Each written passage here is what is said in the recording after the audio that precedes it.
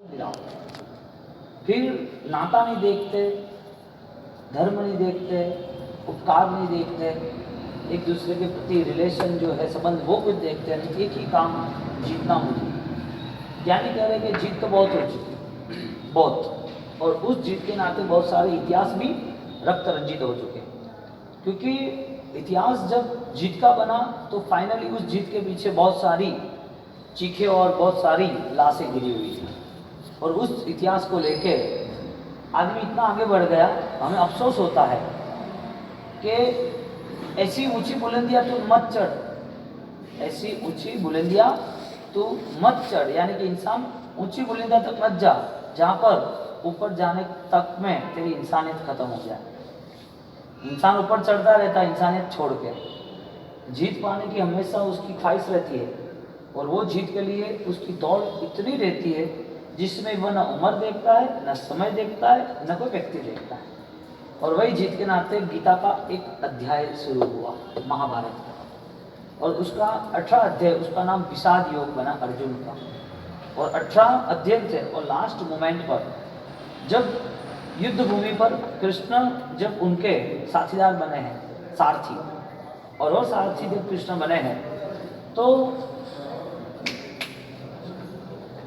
वो किशन अर्जुन को सलाह दे रहे थे, और अर्जुन ने छोड़ दिया सब कुछ। अर्जुन ने छोड़ दिया कि मुझे कुछ भी युद्ध नहीं करना, जीत करीब थी, और वो यदि फाइट ना करता, अटैक नहीं करता तो सामने अटैक आने वाला था।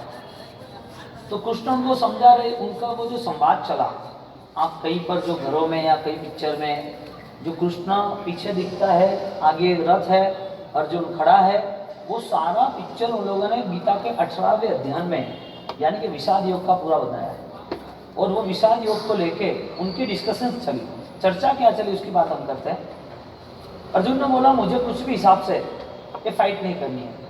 कृष्ण कह रहे हैं कि हम यहाँ तक तो आ गए, जीत करीब है, और तुम कह रहे हो मुझे फाइट नहीं करनी, ऐसा कैसे चलता है कि मैं नहीं कर पाऊंगा, क्योंकि मुझको शिक्षा देने वाले मेरे गुरु है जिसका नाम द्रोणाचार्य है, मेरे उपकारी, मेरे बुजुर्ग बड़ी वो मेरे सामने, पितामह जैसे मेरे अनुज भाई वगैरह वो मेरे सामने, और अभी तक तो हम सैनिकों के साथ लड़ रहे थे, अभी तक हम छोटे छोटे प्यादों को हरा रहे थे, लेकिन पता नहीं था कि फाइट इतने करीब आएगी कि जीत के लिए हमें हमारे हाथ लहू के करने पड़ेंगे, वो भी अपनों के।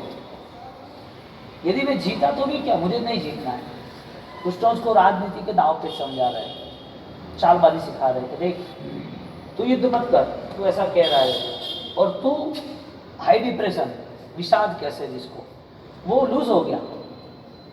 और अर्जुन जब मानसिक टूट जाता है, विचारों से खत्म हो गया, उसने अपना गार्डिक धनुष को रख दिया, तब कृष्ण उनको समझा रहे कि युद्ध भूमि में कोई अपना नहीं होता, युद्ध भूमि यानी जीत हासिल करना, एक ही लक्ष्य है, और ये पूरा संसार युद्ध भूमि का है। माम एकम शरणम भज हम तम सर्व पापेभ्यो मोक्षयिष्यामि, तू मेरी शरण में है, तुझे कोई पाप नहीं लगेगा, तेरा मोक्ष हो जाएगा। गीता का फाइनल स्टेटमेंट रहा, और ये स्टेटमेंट को लेके यहाँ पर अर्जुन को बताया जा रहा है सब चीज, और बताए जाने में अर्जुन ना बोल रहा है कि मैं कैसे, जिन्होंने मुझे सिखाया, जिन्हों का उपकार है, ऐसे गुरु कैसे मार सकता हूँ, तुझे मारना ही पड़ेगा, उन्हें हराना ही पड़ेगा, गिराना ही पड़ेगा। वो नहीं गिरे तो तू नहीं गिरेगा, लेकिन पूरी दुनिया को विश्वास खत्म हो जाएगा कि भगवान के भरोसे कुछ नहीं है। मैं कृष्ण हूँ, षटखंड का अधिपति हूँ, लोग मुझे सुदर्शन चक्रधारी कह रहे हैं, और ये पूरा संसार ऐसा ही मानेगा कि भगवान के भरोसे नहीं जीना, भगवान सहायता नहीं करेंगे। मैं तेरे पल्ले खड़ा हूँ, तेरे पास में खड़ा हूँ, और हजारों लाखों की कौरवों की सेना, इसमें कोई दम नहीं है, वो हार चुकी है वो, अब तुम करीब आ चुके हो। ये सारी चर्चा होती रही, और लास्ट में अर्जुन जीत गया। जीत हुई या नहीं, संसार कह रहा है जीत हुई, लेकिन यदि कुदरत को पूछा जाए, सत्य को पूछा जाए, यदि धर्म ग्रंथ को, धर्म महर्षियों को पूछा जाए, तो जीत नहीं हुई, क्योंकि जहां अपनों को गिराना हो वो जीत कैसी। ये तो एक एग्जाम्पल था, लेकिन वास्तविक जीवन यात्रा तो यही चल रही है, क्योंकि सबसे बड़ा पाप धोखाधड़ी करना, विश्वासघात करना, बोलना कुछ और करना कुछ। तो हमारी मानसिक स्थिति इतनी विचलित है जिसमें हम हमारे पर ही बारूद लेके घूम रहे हैं और पता नहीं कब मिस्टेक हो जाएगी, कब हम फट जाएगा बारूद, हमारे चित्रे उड़ जाएंगे। हमें जीत तो पानी है, लेकिन जीत की शर्त इतनी है वो निर्दोष और निर्मल होनी चाहिए। जीत की शर्त इतनी है जो आनंददायक और परंपरा में आगे भी मिलनी चाहिए। वो तुम्हारा अधिकार है, तुम इस जीवन को लेके आगे बढ़ ही रहे हो तो आपको हर पल संघर्ष करना है। एक भी दिन ऐसा नहीं है कि जिसमें आपको संघर्ष में नहीं उतरना है, फाइट में देना, लेकिन संघर्ष हो तो भी मन से हारना नहीं, एक बार हारे तो भी उठना है, काबिलियत को बार लाना है। और वो जीत वो तुम्हारी नहीं होगी, वो सत्य की होगी, वो आशीर्वाद की जीत होगी, वो कहीं पर सच्चाई और महान पुरुषों ने दिए हुए वचनों की, उनके मार्ग की जीत होगी। अब जगत के अंदर ज़्यादातर आप देखना सोचता कुछ और है और करता कुछ और है, स्पष्ट नहीं रहता है। और संस्कृत का एक वाक्य है, स्पष्ट वक्ता सुखी भवेत्। आप किसी के साथ विश्वासघात नहीं करना। आपको यदि कोई चीज से नहीं मिलना है तो बुलाना मत, लेकिन उसको कुएं में उतार के उसकी रस्सी मत खींच लेना। तो पानी लेने जा, मैं तेरे पीछे खड़ा हूं, मैं रस्सी से तुझे पार ला दूंगा, और फिर उसको फंसाना, ऐसा स्वार्थ कभी नहीं करना। कितना भी तुम पालो, यहाँ तो चक्रवर्ती भी ऑलरेडी नरक की यात्रा पे खड़े हैं, इसकी कोई वैल्यू नहीं है। 6 खंड का अधिपति जीतता गया, जीतता गया।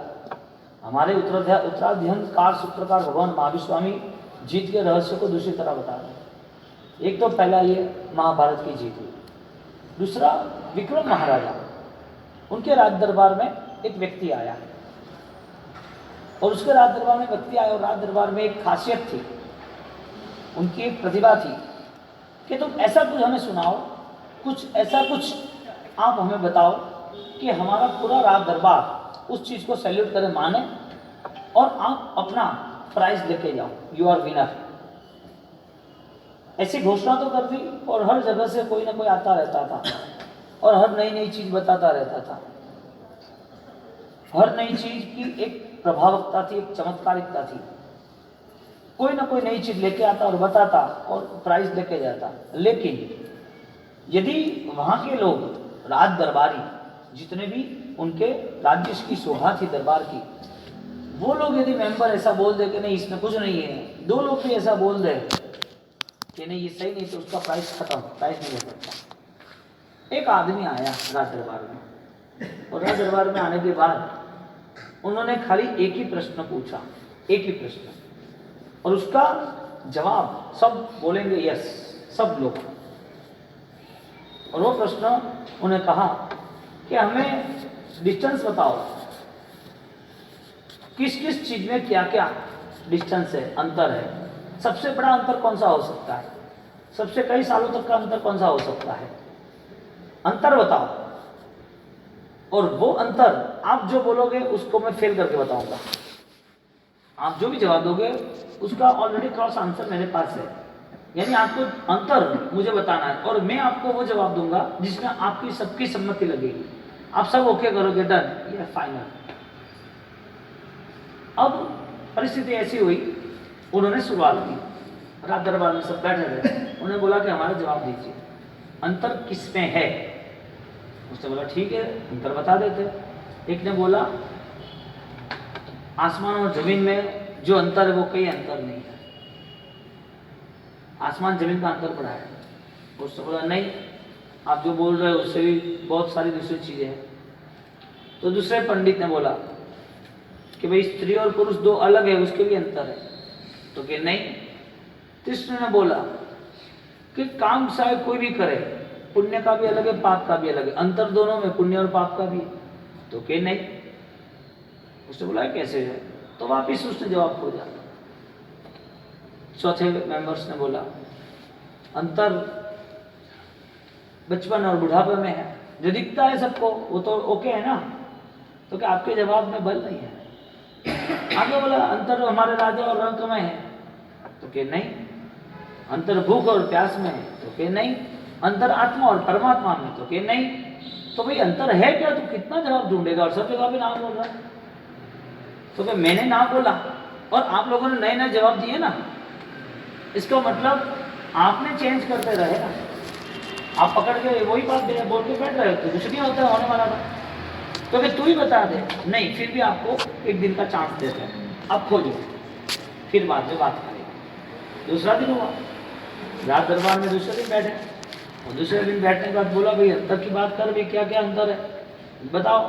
वो बोले दिन और रात में अंतर है, मीठा पानी और खारे पानी में अंतर है, पित्तल और सोने में अंतर है, दूध और चूने के पानी में अंतर है, सही और गलत में अंतर है, सब में ना ना ना ना। लोग सोचते हैं क्या बात है, बहुत दिनों के बाद अच्छा वेस्टर्न आया नया में, हमारी बौद्धिक परीक्षा हो रही है, ठीक है ओके। उसने बोला कि तू ही बता दे, तो फिर फाइनल, हाँ फिर भी सोचना हो तो सोच लो, आपको थोड़ी समयावधि, थोड़ा टाइम स्पेस दिया जा रहा है, तो फिर नहीं आप बताइए। तो आधा घंटा वेट करते, वेट किया और बताया कि साहब जितने भी आपने अंतर बताए, भगवान में, शत्रु में, नरक में, स्वर्ग में, पुण्य में, पाप में, आसमान में, जमीन में, खारा पानी, मीठा पानी, सोना, पित्तल, स्त्री, पुरुष, चोर, शत्रु, राजा, रंग, जितने भी अंतर बताए, ये सारे अंतर एक दूसरे सब में है। देखिए कौन सा, कथनी और करनी का, कथनी और करनी का। ये दिखता नहीं है, बहुत ही लाइटली एक धागे जितना अंतर है, लेकिन देखने जाओ तो कई सदियों से अंतर चल रहा है। आज का थोड़ी है, आदमी कहता कुछ है करता कुछ है। अब सब बताओ आपके जीवन में क्या है, कथनी और करनी। बात ये चल रही है अपनी कि इंसान की लंबे समय की यात्रा यही रही, जो राजा हारा है, जो भी राजपाट दांव पे लगे हैं, तो उसका मुख्य कारण ये था कि कहीं ना कहीं कोई गद्दारों ने कई दुश्मन को साथ दिया है और इसके हिसाब से वो हारे। तो हार के लिए विश्वासघात अहमियत रखता है, और जो इंसान टूट जाता है उसकी वजह एक ही होती है, बाहर की फाइट ही नहीं है, पास वालों की फाइट है, करीब वालों की फाइट है। आपको कोई हराएगा नहीं, आप दुनिया से फाइट ले सकोगे, आपके पास ताकत है। लेकिन राजनीति ये कह रही है कि कोई भी कहीं भी आप चलो, आपके पास वाला क्या सोचता है पहले आपको वो सोचना जरूरी है, यदि आपको गिरना नहीं है तो। क्योंकि गिराने वाला तो दूर वाला आता ही नहीं है ना, दूर वाला कौन गिराने आएगा, दूर वाला गिराने आएगा तो आप तो सेफ हो, पता तो चलेगा कि भाई हमें खड़ा होना है, या तो हमें झुक जाना है, या हमें तो चेंज होना है, हमें कोई मुख बदलना है, कोई ना कोई आप तकीक खोज लेते हैं। लेकिन जो पास वाला जो पीठ पे खंजर खोज लेगा, तो महाभारत का जो युद्ध रहा, और गीता के वाक्य से जब अर्जुन को बताया कि अर्जुन तू मेरी शरण ले, माम एकम शरणम व्रज, तू गुरु को मार, तू तेरे रिलेशन जो है उसको मार, भाई को मार, कोई भी रक्त रंजित यहाँ कुछ कोई व्यवहार है ही नहीं, हम पाम सर्व पापे अक्षेष्या, तेरे सब पाप समाप्त हो जाएंगे। तू यदि मेरी मान रहा है तो जीत तेरी है, क्योंकि तेरे साथ मैं खड़ा हूँ। कितनी बड़ी पावर। यहाँ पर सीधा मेंटालिटी, जो भी बदलाव लाना है, चेंजेस लाना है, उसकी बात कर रहे हैं। अब जीत महाभारत की हो या रामायण की हो, जीत के लिए रावण हो या कोई भी बड़ा वॉरियर योद्धा हो, सब जीत इसकी होती है जो बलिदान देने के लिए तैयार है। हम बलिदान की व्याख्या मौत समझते हैं, हम बलिदान की व्याख्या मौत समझते हैं। चीन का युद्ध हुआ ना 1964 में, तब एक छोटा यूपी का एक सोल्जर था, सिख नाम पता नहीं मुझे, वो सोल्जर साहब 72 घंटे फाइट की, उसने 400 सैनिकों को खत्म कर दिया कश्मीर की जगह पर। कश्मीर की बॉर्डर पे वो अकेले इतना फाइटर रहा। गुरु गोविंद सिंह ने, उन लोगों ने साहब 4,000 सैनिकों को, इधर लोगों ने 10 ही लोगों ने, खाली ज़्यादा नहीं, उन लोगों को उनने कंट्रोल कर दिया। क्यों किया? सब बलिदान की भावना थी, राष्ट्र के युद्ध के लिए, राष्ट्र की संस्कृति के लिए। नंद राजा चाणक्य ने क्या किया? नंद को गिराने की पूरी कोशिश की, और वो सूर, ये दारू, अय्यासी उसमें गिरा हुआ था।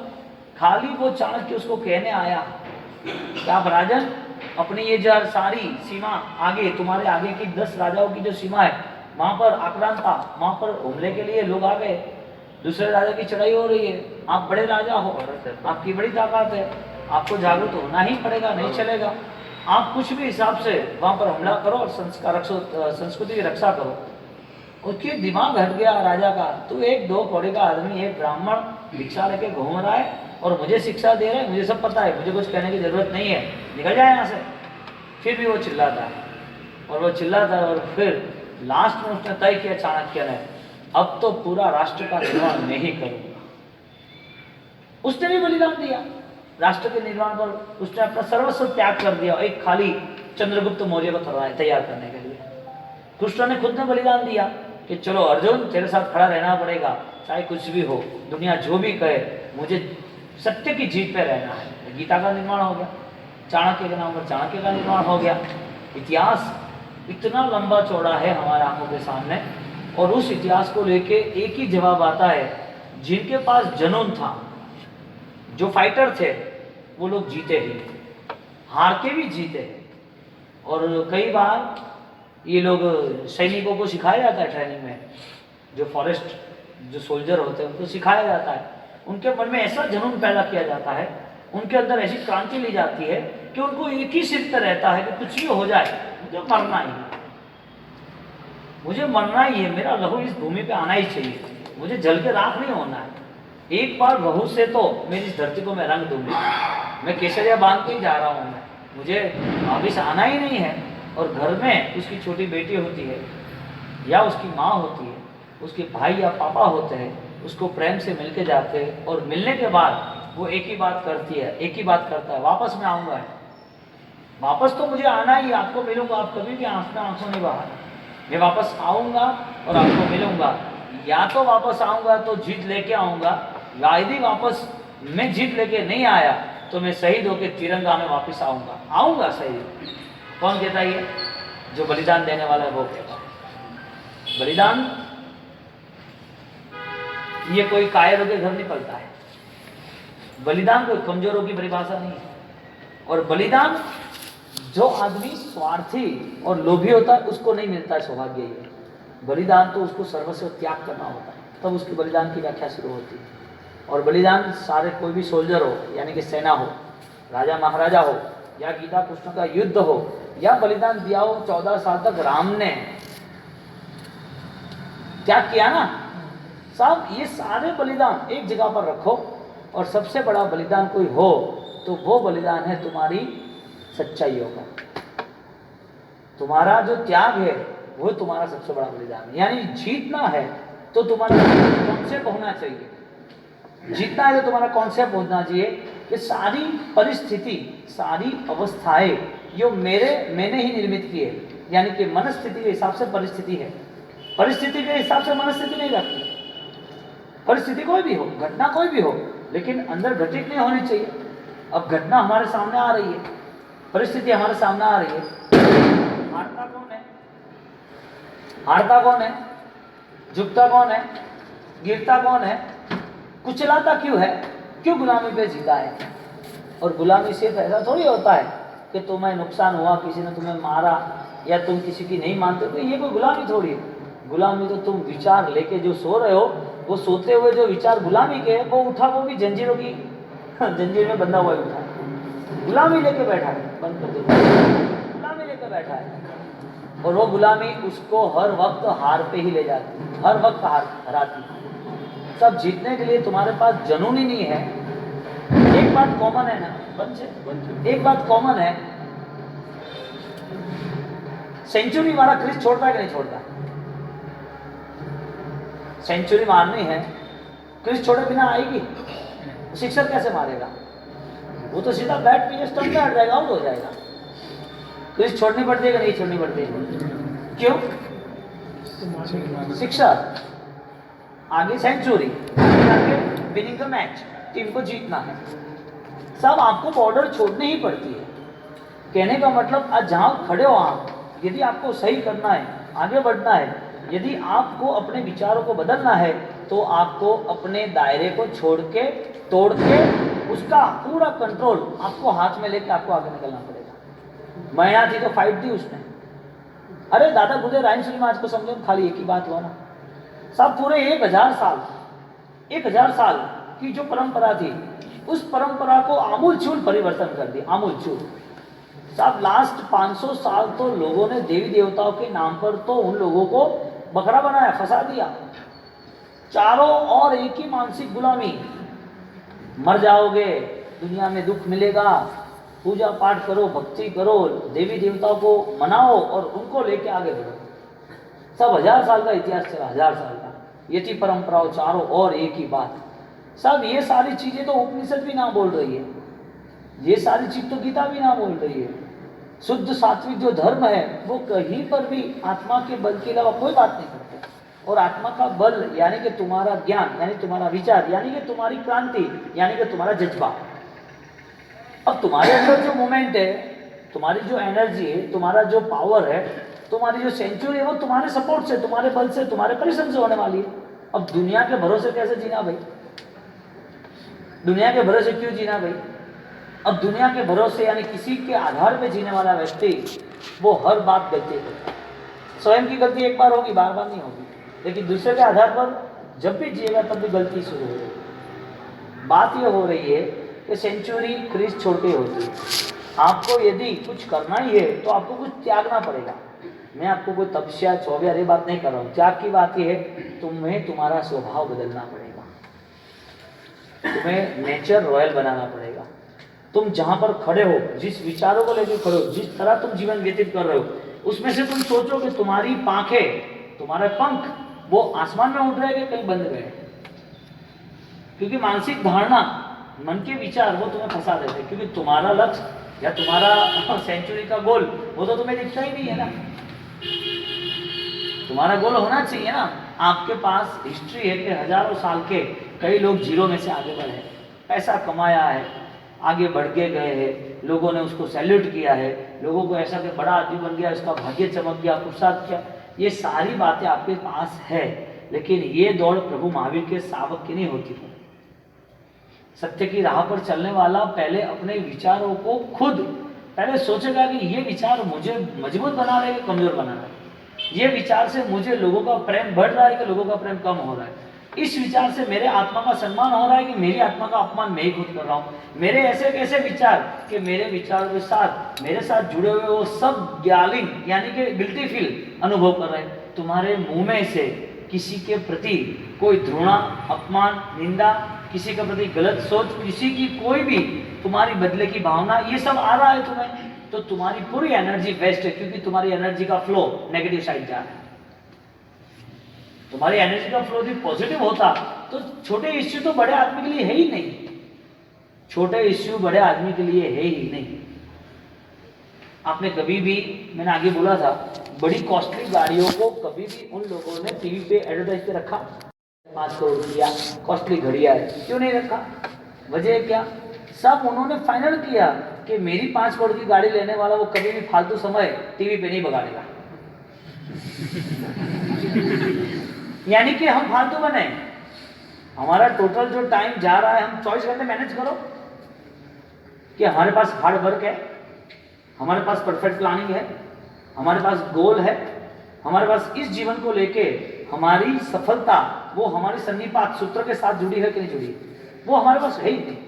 और इसके हिसाब से लाइफ इतनी छोटी बना दी कि मौत के लिए इंतजार हो रहा है। जो लाइफ अमरता के नाम पर, जो मानव जीवन भगवान के नाम पर हो सकता है, जो मानव जीवन में बहुत सारी विकास यात्रा छुपी हुई है, इसमें से कुछ भी हम नहीं करते। सब 40- डिग्री पर सियाचिन में रहना, जहां ब्लड पूरा पक जाए, पकड़ में आ जाए, सिर्फ 10 मिनट में अटैक आ जाए, ऐसी कंडीशनों में वहां रहना, ये कम बलिदान है? देश की सुरक्षा का बलिदान बढ़ा रहा, संस्कृति की सुरक्षा का बलिदान बढ़ा रहा, धर्म के लिए जीतने के लिए कृष्ण ने, अर्जुन ने बलिदान दिया, वो भी बढ़ा रहा। एक माता अपने बेटे का पालन पोषण कर रहा है, एक परिवार, माँ बाप उसके बेटे को बड़ा करता है, वो भी बलिदान बढ़ा रहा। ये सारे बलिदान एक तरफ रखो और एक ही बलिदान सर्वश्रेष्ठ है। तुम सर्व के प्रति प्रेम, सर्व के प्रति सहानुभूति, सर्व को सहायता की भावना, तुम्हारी लाइफ एक बेस्ट से बेस्ट एक आदर्श होनी चाहिए। विचार के बिना होगा नहीं। अच्छे कपड़े पहन के गए, अच्छे गहने पहन के गए, अच्छी बातचीत करी, साहब बोलने के लिए तो बहुत सारे वीडियो है, बहुत सारे लोग हैं, बोलना तो किसी को भी आता है, बनना है तो तकलीफ है। बोलने में तो पंडितों की कतार लगी हुई, लाइन लगी हुई है। कितने लेक्चरर है, कितने मोटिवेशनल है, कितने लोग हैं जो तुम्हारे दिमाग के अंदर भूसा भरते ही रहे, तुम्हारे दिमाग को खरीदते रहे, तुम्हारे दिमाग की इंफॉर्मेशन देते रहे, बहुत सारे लोग हैं। लेकिन पढ़ना है तो कोई नहीं है। हमारी यात्रा डूइंग से बीइंग की है। हमारी यात्रा कुछ करने से कुछ होने की है, सिर्फ बोलने की नहीं। यहाँ पर न लक्ष्य और प्रवृत्ति भी लक्ष्य की बिना की। लक्ष्य नहीं है, जितनी भी प्रवृत्ति होगी बिना लक्ष्य की हो। तो जिन जिन लोगों ने कुमारपाल महाराजा हो, पेठड़ मंत्री हो, बामाशाह हो, देदासा हो, आभूषण हो, या इधर मैना हो, सुरसुंदरी हो, चंदनबाला हो, कोई भी पात्र हो, कोई भी कैरेक्टर हो, उनके जीवन में, सबके जीवन में कॉमन एक ही फोकस था कि हो सके तब तक बलिदान देना ही देना, हो सके तब तक कभी भी झुकना नहीं, हारना नहीं, हर परिस्थिति को आनंद में परिवर्तन करना। मुझे वो बताओ, आनंद है तो यानी कि अच्छी परिस्थिति है तो आप खुश हो, कि आप खुश हो तो परिस्थिति अच्छी है? ये मैंने पूछा, वो जवाब आपका बुद्धि का है कि आपके जीवन का है? यानी कि बुद्धि का है, जीवन का नहीं है। यानी कि आपकी सोच में बहुत सारा बदलाव बाकी है। व्यक्ति उसको कुछ नहीं मिले तो भी वो आनंद से रह सकता है। व्यक्ति को बहुत कुछ मिले, नेचर ही उसका खराब हो, उसको क्या लगेगा मिला नहीं मिला, कोई मतलब ही नहीं। उसके ही दुख से वो दुखी हो रहा है, उसके ही दुख से दुखी हो रहा है। एक जिसका जो फिजिकल कोई कर्म का ऐसा उदय होता है तो फिजिकल लेवल पे उसके नाखून क्रॉस होते, बढ़ते जा रहे हैं, और वो नाखून जब अंदर बढ़ते हैं ना तो वही नाखून उसको मारते हैं। नाखून बढ़ते हैं लेकिन कई नाखून अंदर से बढ़ते हैं, मूल में से, तो दर्द इतना होता है उसका ऑपरेशन कराना ही पड़ता है। होता ही है। कहने का मतलब हमारे विचार हमें दुखी तो नहीं कर रहे हैं ना।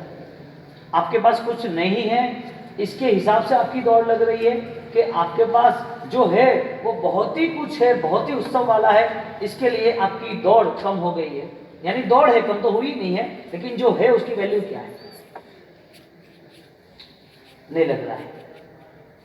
आपकी यदि अच्छी फैमिली है, आपके पास अच्छा यदि फ्रेंड्स ग्रुप है, या अच्छा समाज है, या फिर आपकी अच्छी सोच है, कुछ भी है आपके पास, आप उसको अच्छा बनाने का तरीका ढूंढ लो, कुछ भी हो तो, क्योंकि मृत्यु आपके करीब खड़ी है। अब मानो या नहीं मानो, मानो या नहीं मानो। हम अभी 2 मिनट पहले सारी बात करते थे, साहब 21 साल का लड़का, उसका 10 मिनट में वो मर गया, उसे कोई लहू भी नहीं निकला है।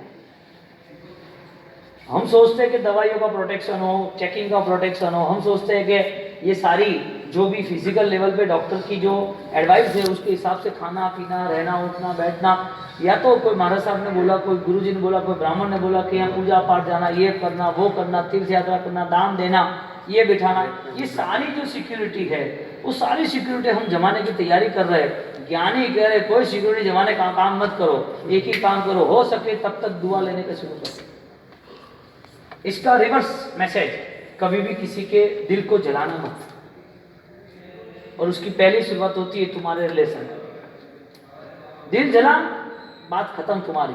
वास के कोई काम नहीं करेंगे, फाइनल नहीं करेंगे, माला कोई काम नहीं करेंगी। क्योंकि दुनिया में जितने भी परमात्मा है, जितने भी ईश्वर है, जितने भी भगवान है, जितने भी माता जी, जितने भी धर्म है, जितने भी सूफी संत महर्षि संत पुरुष, जितने भी स्वामी है, जो कोई श्रमणी है, कोई भी धर्म है, उसका एक ही फोकस है, इंसान को मिले, बाद में इंसान भगवान को मिले।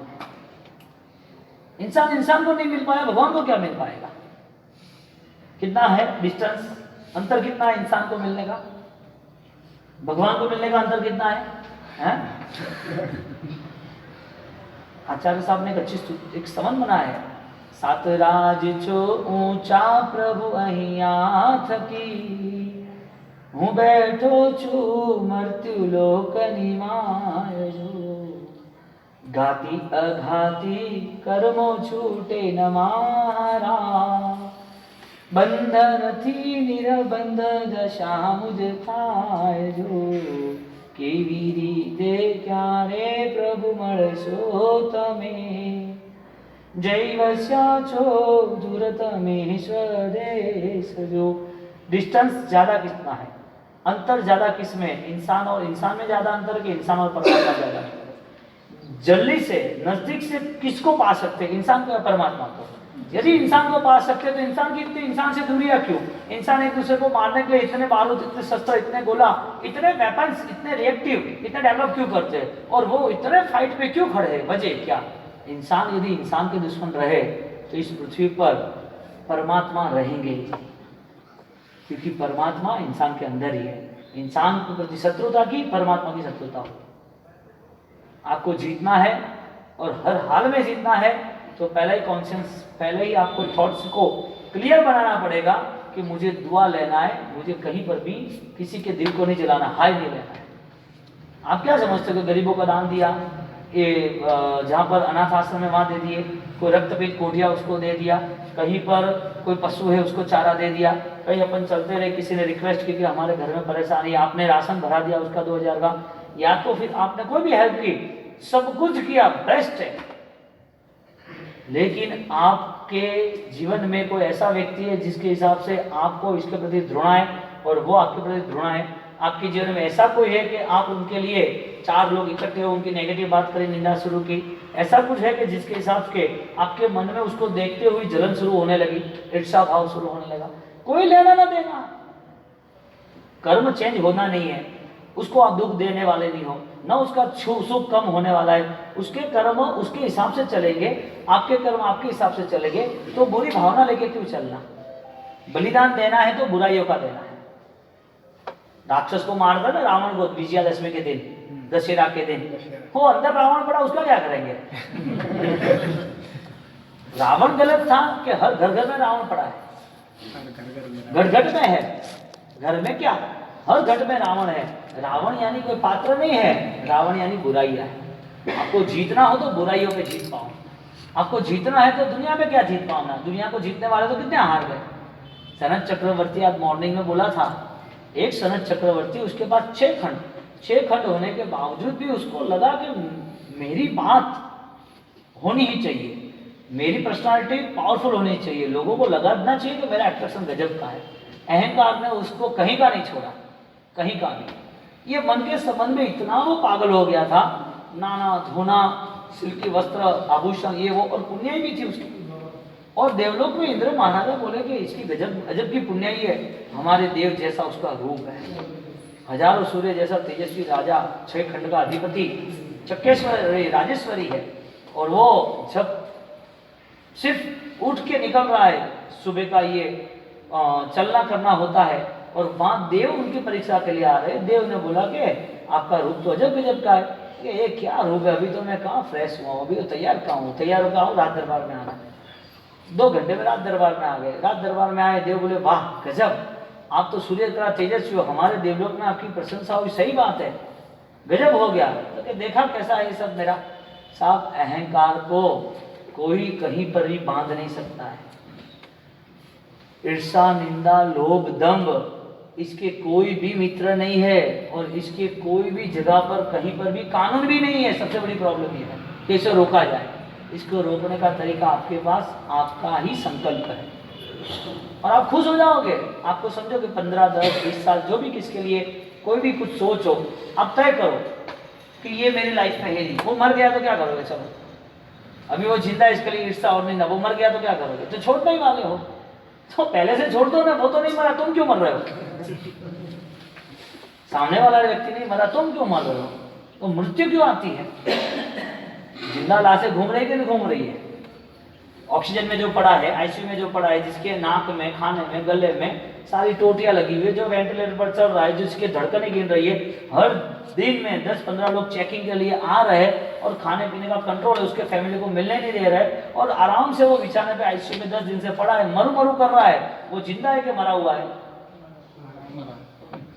मर गया कि जिंदा लाश है? जिंदा लाश आईसीयू में होती है कि इधर भी होती है? मन से हारा वो हार गया, मन से हारा वो आईसीयू में ही है ना, और क्या है। आपकी मन की हार नहीं होनी चाहिए। आपके लिए एक ही मंत्र होना चाहिए, कभी भी हारने वाला नहीं। हमें कहाँ किसी का खून थोड़ी बहाना है, किसी को झुकाना थोड़ी है। ये बात सुनकर तुम्हारे में ताकत आ गई, नहीं अब तो आ ही जाओ मेरे अंदर। हाँ, मेरे अंदर 1000 शेर आ गए हैं। अरे भाई, जीतना तो प्रभु महावीर की तरह जीतो। उत्तराधीन सूत्र में कहा है, अप्पान में जुंजई जुंजिया जहाँ सामा। गीता को भगवान बनना है कृष्ण जी को, तो उसको जीतना पड़ा, दुनिया को दिखाना पड़ा कि देखो मैं जीता। दुनिया पे जीत पाने के लिए दुनिया को दिखाना पड़ता है, क्योंकि दुनिया मुझे पूजे। शत्रु पे जीत पाया और शत्रु पे विजेता हुए, शत्रु हार गया तो दुनिया ने बोला कि महान है। सब परमात्मा ने शत्रु को मित्र बनाया तो महान बने। शत्रु को शत्रु माना होता तो दादा गुजर रायश्री महाराज के सामने इतने विरोध आए, सब गांव में तो नहीं आने दिए, सब उनके हर कोई काम में टांग अड़ाने आए। और वहां तक आए वो शत्रु कि सबको बोल दिया, जो भी उनको मानने वाले थे, उनके वहां नहीं जाना, उनको घुसी पानी नहीं देना, उनको मिलना नहीं, वो रुके है तो उसको निकाल दो, उसे यहाँ रहना नहीं। कौन? जो महात्यागी, महातपस्वी, परम चारित्रधर आत्मा दादा गुरुदेव रायश्री महाराज के साथ ही हो। कभी भी कहीं पर भी उन्होंने किसी के भी प्रति एक भी गलत सोच नहीं की, न उन्होंने कहीं पर भी अपनी विद्याओं का, अपनी शक्तियों का दुरुपयोग किया कि मेरे पास इतने सारे देवी देवता आ रहे हैं, सारे देवी देवता मेरे पीछे पड़े हैं, मैं जो सोचूं मेरी साधनाओं से वो लोग कर रहे हैं। कभी भी उनका मिसयूज नहीं किया कि भाई तू ये कर, तो वो कर, ये कर। अरे वहां तक हुआ कि वो खुद जब राजा महाराजा मान सम्मान दे रहे लीगली, यहाँ का समझो सीएम वजूभाई वाला है और वो सीएम आके रिस्पेक्ट दे, तो इसमें उनकी एक भी मुखी लकीर, एक भी मन में ऐसा विचार नहीं आया कि आई एम बेस्ट, मैं कोई राजा महाराजा तरह हूं, ये बड़े लोग मुझे झुके, ऐसा कुछ मन में नहीं आया। साहब मरने के बाद भी दिल में बसना हो ना, तो आपको जिंदा भी आपको खुद को कुछ टाइम तक मरना पड़ेगा, यानी आपकी भावना को छोड़ना पड़ेगा, आपके स्वार्थ को मारना पड़ेगा। मरने के बाद जिंदा रहना है तो जीते जी मर जाना है, तो जैसे जीते होते जीते रहो। आपकी वैल्यू क्या है? आप देखो हजारों साल में, हमने 2 दिन पहले बोला था कि हजारों साल में कुछ चुनिंदा लोग ही याद है, चाहे वो योद्धा हो, चाहे वो संत हो, चाहे वो अच्छे दानवीर हो, चाहे वो महर्षि हो, चाहे वो साधु हो, कुछ लोग हजारों सालों में। हालांकि हजारों सालों में करोड़ों लोग जल के खाक हो गए। इनकी वैल्यू क्यों नहीं? उनका इतिहास क्यों नहीं? आपके पास श्वास है तो आपके पास विश्वास भी होना चाहिए। अकेले श्वास से कुछ नहीं चलेगा, श्वास तो कुत्ता भी ले रहा है, जानवर के भी ऑक्सीजन ले रहे हैं ना, सोते हैं ना, श्वास से नहीं चलेगा। एक विश्वास होना चाहिए कि मुझे हारना नहीं, मुझे कोई भी हिसाब से हारना नहीं है। और हारना ना हो तो आपको हर जगह पर लेट गो करना पड़ेगा, हर जगह पर। ये सबसे बड़ा मंत्र है, आपको हर जगह पर लेट गो करना पड़ेगा। मैंने 3 सूत्र दिए थे संडे की शिविर में उन लोगों को, रुकना, झुकना और मुस्कुराना। 3 सूत्र प्रवचन लोगों के रहे थे। रुकना, यदि आपके परिवार को स्वर्ग बनाना हो, आपके जीवन को स्वर्ग बनाना हो तो झुकना, और आपको स्वर्ग में ही जाना हो तो मुस्कुराना। परिवार को आप सुख देना चाहते हो तो रुक जाओ, कोई भी चीज हो तो लेट गो करो, कोई भी चीज है तो कॉम्प्रोमाइज करो, कोई भी चीज है तो पॉजिटिव हो।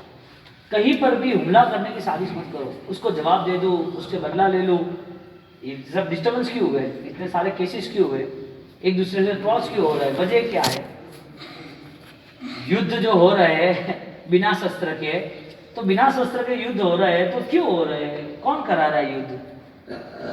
ये खोपड़ी 2.5 किलो की और कौन करा रहा है? और तो कोई नहीं करा रहा, वो तो फाइनल है ना। अज्ञानी व्यक्ति के लिए हर वक्त संसार में ठोकर है, ज्ञानी व्यक्ति के लिए हर ठोकर उसके लिए अच्छा रास्ता है। आपको जैसे जीना हो आपके हिसाब से आप जियो। सत्य मार्ग ये है, चाहे मैं हूं चाहे आप हो। आपको ज्ञान के भरोसे, ज्ञानी के भरोसे जीना हो तो आपको हर ठोकर को आप रास्ता बना दो, हर ठोकर को पगथिया बना के आप ऊंचाई पे जाने की कोशिश कर लो। आपके मन में परिवार को यदि आनंदित रखना हो तो हर कोई चीज में आप सेटअप जमाते रहो, कहीं कोई विरोध नहीं, कहीं कोई वैर नहीं, कहीं कोई द्वंद्व नहीं। आपको वास्तविक, आपको भी सुखी होना हो वर्तमान में, तो आपको रुकना और झुकना, झुकना हर जगह पर होना होगा।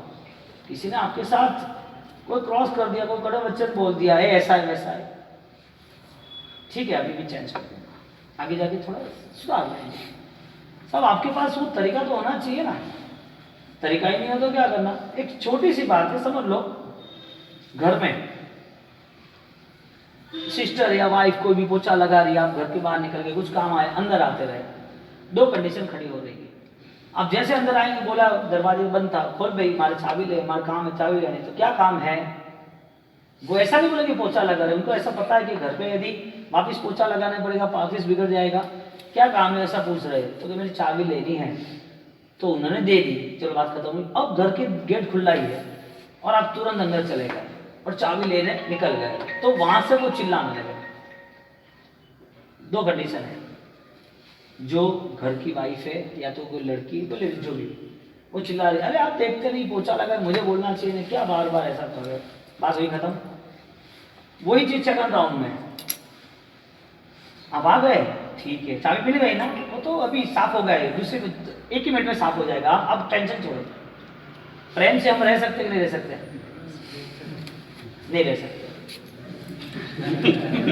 साथ बहुत सबसे बड़ी दुविधा ये है कि आगे जो भी पढ़े लिखे लोगों की शादी नहीं हुई थी, जो कम पढ़े लिखे थे, उनके जीवन को लेकर साथ कोई इश्यू नहीं थे, आराम से सब चल रहा था, एक दूसरे को संभाल रहे थे।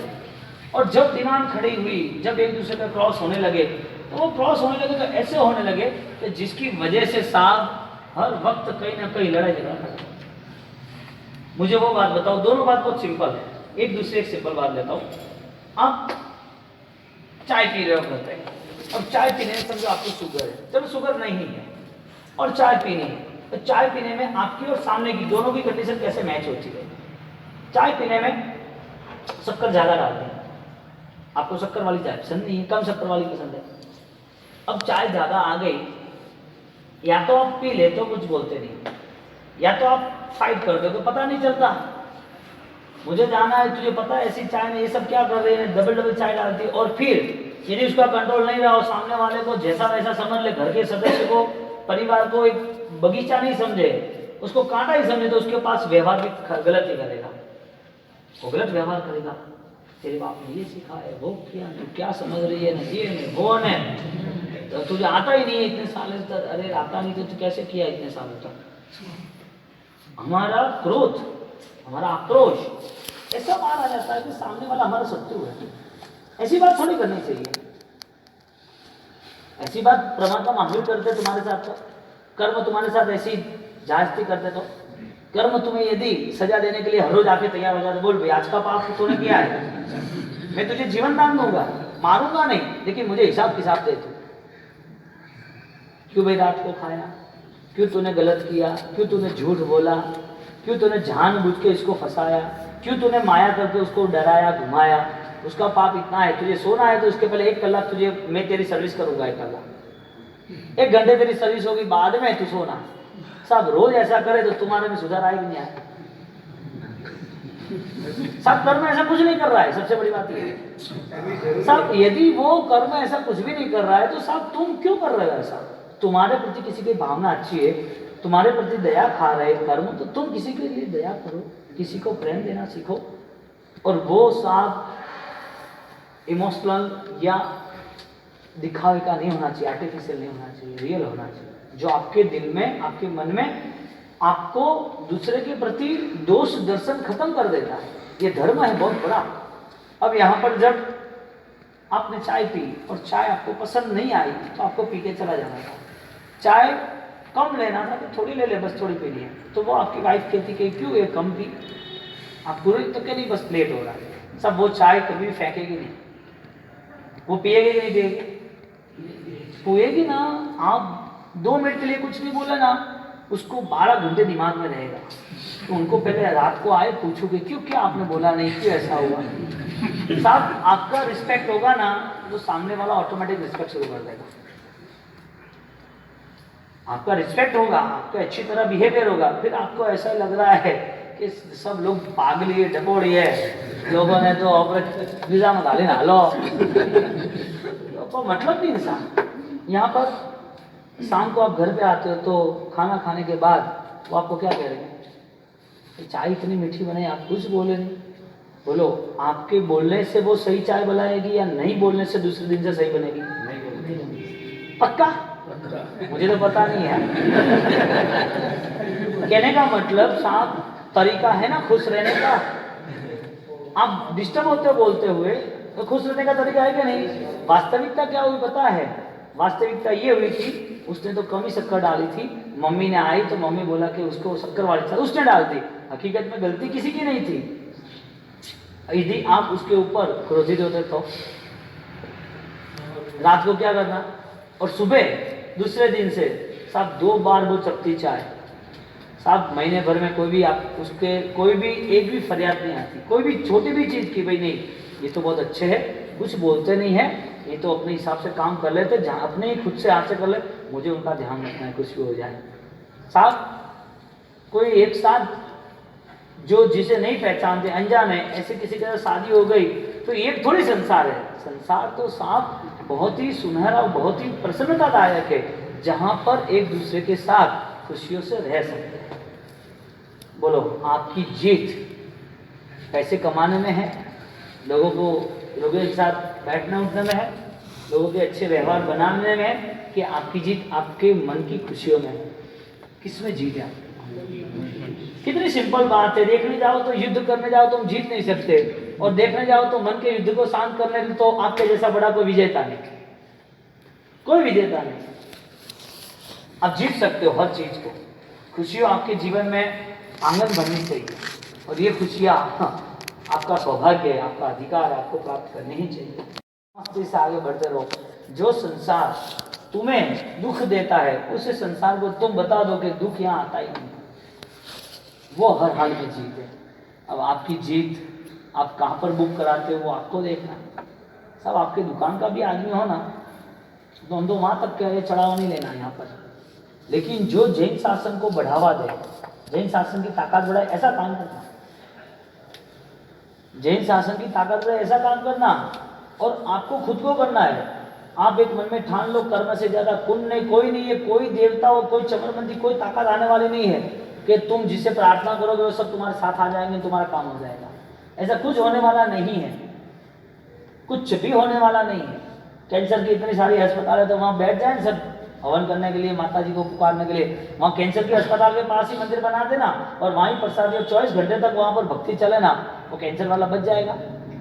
हाँ, सब ऐसा कुछ नहीं होता है। आप सही कर्म करो, दुनिया तुम्हारे चरणों में, दुनिया के तुम विजेता बन जाओ। तुम्हारी यात्रा अब कहीं भी रुकने वाली नहीं।